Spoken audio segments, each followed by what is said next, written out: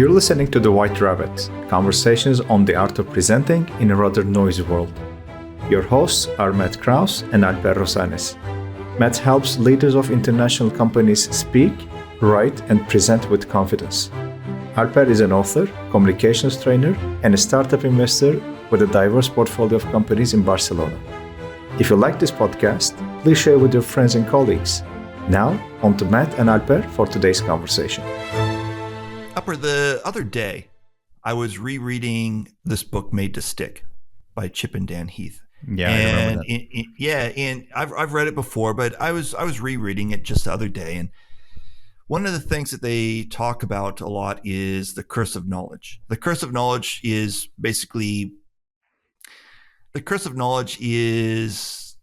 it's so easy to forget what it was like when you didn't know stuff. That's basically the curse of knowledge. Am I on the right track there? Yes. Okay. So Yes, the curse of knowledge, exactly. the curse of knowledge is basically your inability to explain yourself to other people and the ease of forgetting what it was like to be you before you were an expert. That's basically the curse of knowledge. And we usually forget that we were there at one time too. It was we usually forget. It's so distant in the past that we don't even remember what it was like. Yeah, and one of the things about the curse of knowledge is that you never get over the curse of knowledge. Even if you're an expert on the curse of knowledge, even if you spend your entire life studying the ways to get over the curse of knowledge, even if you're Chip and Dan Heath and you've wrote a best-selling book about ways to get over the curse of knowledge, you're still not going to get over the curse of knowledge. It's just inbred into us as human beings. So don't think that, I'm an expert on the curse of knowledge, I can get over it, no problem. It's not a problem for me anymore. You'll be trying to get over the curse of knowledge. You will be cursed on knowledge. Yeah, and in fact, when I was rereading this book, some of the examples that they give they're very obvious and well known if you are an American who came of age in the late 80s or the 90s.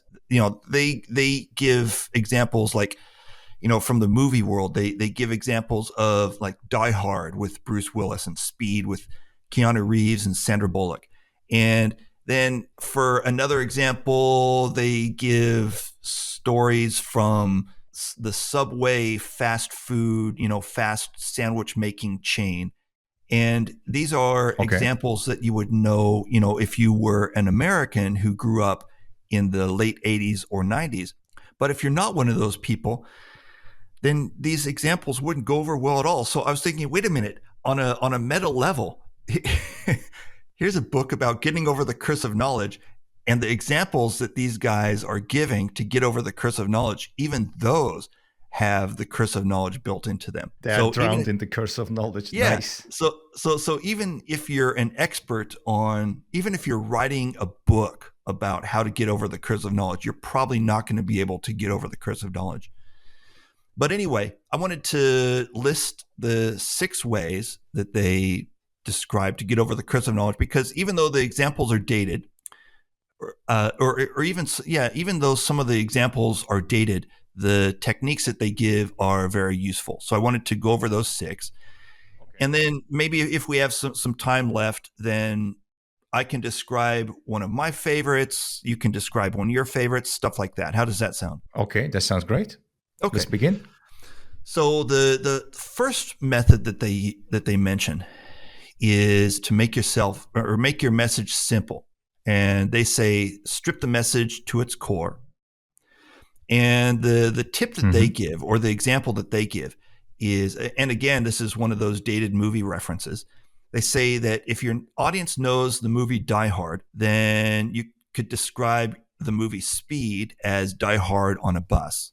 So they're saying, make your message simple and use examples that your audience understands. That's one thing. That's the first thing that they say. The second thing they say, I like that. Yeah, and so the second thing they say is to say it in an unexpected way. Give your message in an unexpected way. And the reason that they say that is that humans like to think in patterns. So Chip and Dan Heath are saying, break those patterns, and your audience will pay attention while they watch you put the pieces back together. And the example that they give is that flight attendants at Southwest Airlines are famous for doing something different with the mandatory safety announcement. You know, the safety announcement that airlines give, here's how to buckle your seatbelt and fasten your seatbelts. Here are the lights. Those are the emergency doors. You've seen those every time you fly. Yeah, I right? heard that they are different. Yeah. Yeah, I heard about so, Southwest. So the standard procedure for a passenger on an airplane hearing this message is just to tune it out totally and look down at their lap or go back to reading their book or just ignore the message totally.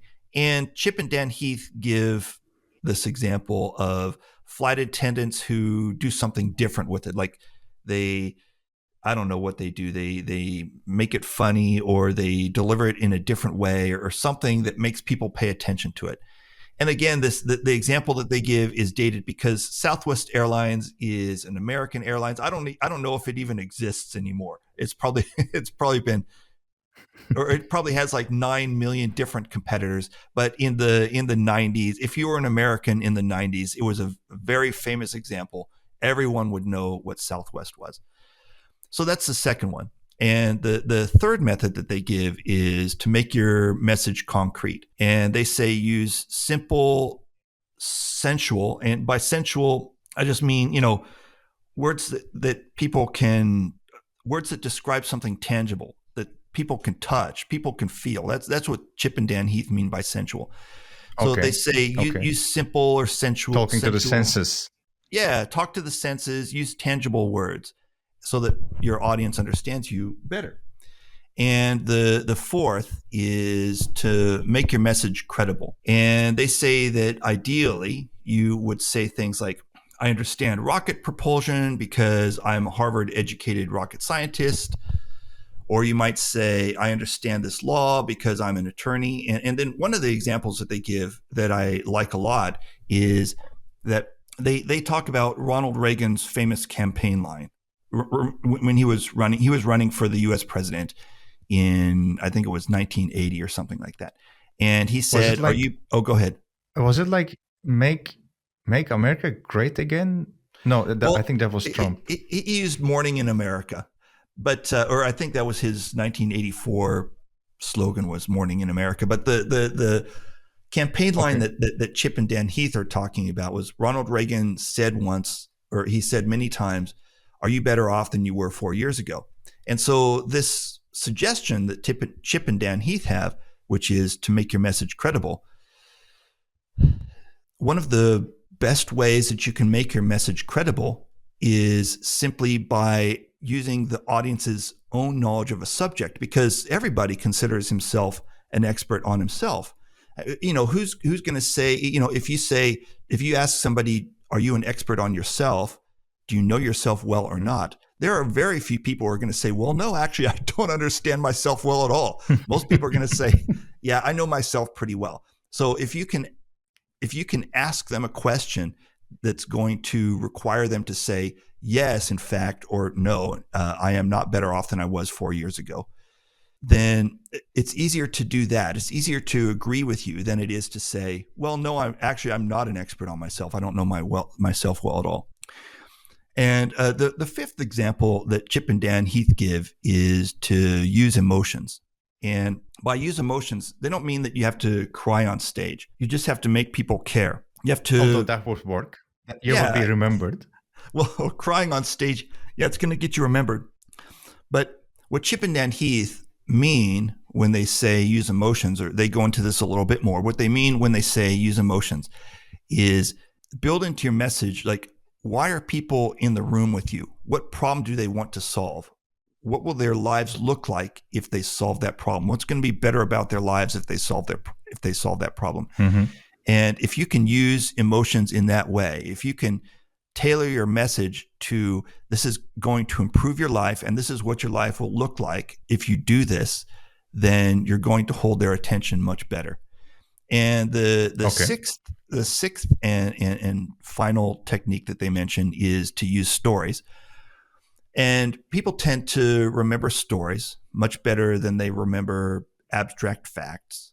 And the example that Chip and Dan Heath give, and this is another one of those examples that is very, time and location sensitive. If you were an American in the late 80s or 90s, you're going to know this very well, and maybe not so much if you are not. But they mentioned the Subway sandwich chain, which was very famous in the 90s, and it's one of the world's biggest it's one of the world's biggest fast food restaurant chains. So maybe you even know the story if you're not an American who came of age in the late 80s or 90s. Anyway, go ahead. Is it the guy who lost a considerable amount of weight, became healthier, exactly. That's the guy, and Jared. traveled the country?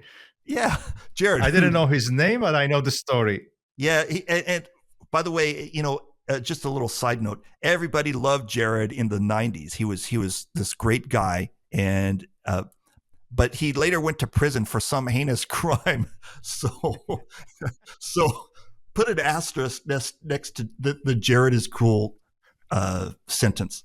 Put an asterisk next to that one. By the way, was the story verified or discredited afterwards? Was it a marketing campaign, or was it actual? I mean, the crime, or at least the prison sentence for the crime. Not the crime. Uh-huh. The Subway story. What about the Subway story? Like, was it an actual story of someone losing weight and becoming more fit and healthy, or was it like a marketing thing? Well, it was both. It was probably a real story about a guy eating a lot of Subway sandwiches, and then the marketing department got hold of it and they put their own spin on it, and then all of a sudden it was a marketing story. So I'm sure it was both.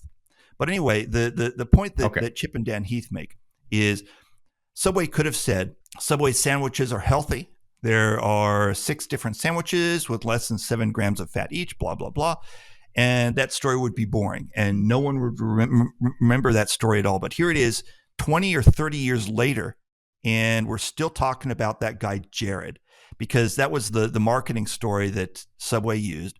The marketing story that Subway used was basically Jared was really fat and he couldn't get a date to save his life. Girls hated him, but he ate Subway sandwiches every day for a year, and now he's thin and he's hot. He has a hot girlfriend. He's thin and he's rich and he has a hot girlfriend. So the point that Chip and Dan Heath are making is that Subway was they were using a story, and the story could have been boring. It could have been Subway sandwiches are healthy. There are a bunch of sandwiches and they only have 7 grams of fat and no one would care and blah, blah, blah. But instead, they let the marketing department run with it, and the marketing department turned it into a story about Jared. And that was one of the big propellants in what made Subway one of the biggest chains in the world. So anyway, that's the 6 techniques that Chip and Dan Heath mentioned. So how are we doing for time? Do we have a few more minutes? Well, yes. I mean, not too much, but I'm also curious about your point of view and your technique for overcoming the curse of knowledge. Yeah. So let's take one of our favorite techniques each, and I'll start if you don't mind. Matt's favorite technique. Go ahead. Okay. Go ahead. My favorite technique is the first one that they mention, make your message simple. And I think that actually a more accurate way to state that would be tailor your message to the audience. Because, for example, if you're a bridge engineer, and you're building a bridge, the way that you talk to Matt, first of all, I am not a bridge engineer. I don't know if you were familiar with that, but Matt is not a bridge engineer. I did not know that. Yeah. So if you're a bridge engineer, you're going to have to make your message much, much simpler for me in order for me to understand it. But if you're a bridge engineer and you're presenting to other bridge engineers, then you can throw jargon in there. You're going to need to talk about technical stuff that Matt would never understand. So this make your message simple tip should probably be restated as tailor your message to the audience that you're speaking to. And I use that often in my trainings, is that I find that almost universally clients have the curse of knowledge really bad.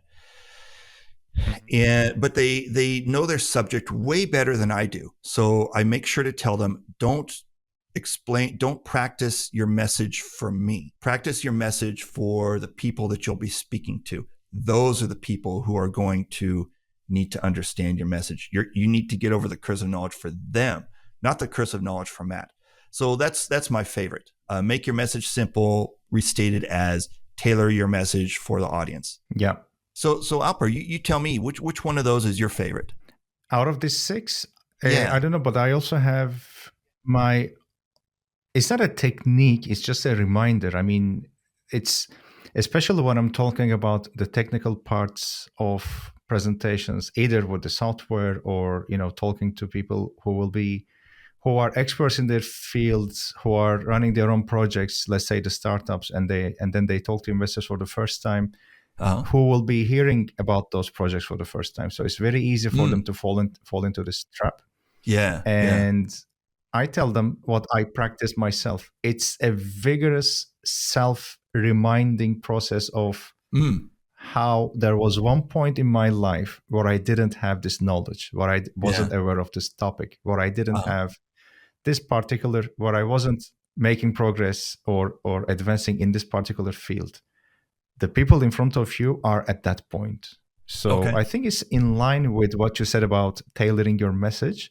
But in this case, I would be thinking more about my past and reminding myself that, hey, there was a time when you didn't know about this. Yeah. Don't forget that. Don't fall into the trap of thinking that, hey, this is common knowledge, because it's not. It's True. Not common knowledge. Even the most simplest things that you know are new information for other people. So I vigorously try to remind myself in every encounter that I find myself in. Yeah, good point. All right, so before we go, hats off to Chip and Dan Heath for writing one of the most famous books called Made to Stick. It's something that you and I and pretty much everybody in our business has read at least once. And I noticed it the other day and thought, hey, I should reread that book again. So it's a good book. Yeah, it's a good book. I highly recommend it. If you haven't read Made to Stick yet, I highly recommend that you do. Yeah. All right. So, and I love the cover. I think they have, if I remember correctly, they have like a Teflon pen with, was it a Teflon pen with some eggs on it or something like that? Yeah, there's a Teflon pan with some eggs, and then there's another book cover that I think shows some duct tape over a crack. There are a couple covers floating around out there. But regardless of which version of the cover you're looking at, this book has one of the best series of covers that I've ever seen. Yeah. So that wraps it up for today. So thank you very much, Alper. Thank you. And I'll talk to you next week. Talk to you later. Okay, bye-bye. Take care. Thank you for listening to The White Rabbit with Matt Krause and Alper Rozanes. You can subscribe to the podcast on Spotify, iTunes, or through your favorite feed.